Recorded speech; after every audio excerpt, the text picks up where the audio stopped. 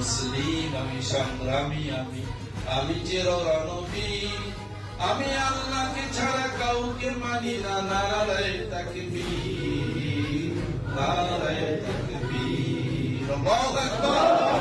ইমাম হুসাইন শরীফ ফোরাতের তীরে কারবালার ময়দানে ছিলেন একা।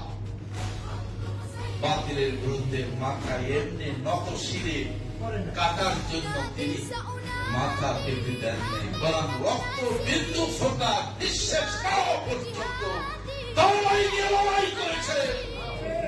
আর সেই ইমামের সন্তানেরা তরবারি বিক্রি করে তসবিহ যায় নামাজ কিনা বুজুর্গিগিরি দেখে, মুনাফিকি ভাঙাবি।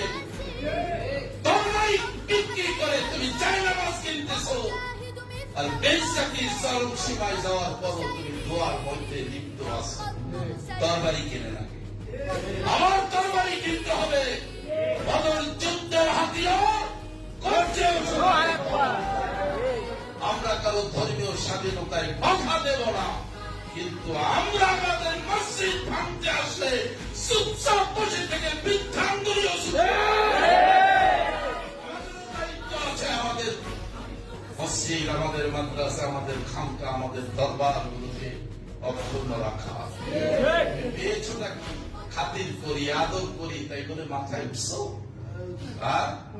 মাথায় উঠেছ কিসের ভারত প্রিয় ভয় আর ভারত প্রীতি?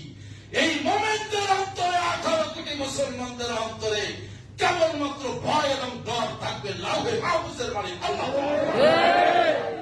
বেঈমান কাফির মুশরিকদের কি করে মুসলমান ভয় পাবে? আমরা এরকম মরতে মুজাহিদ, এরকম গভর্নমেন্ট চাই, এরকম সরকার চাই। আল্লাহ ছাড়া কারোর কাছে মাথা নত, আল্লাহ ছাড়া কারো কেউ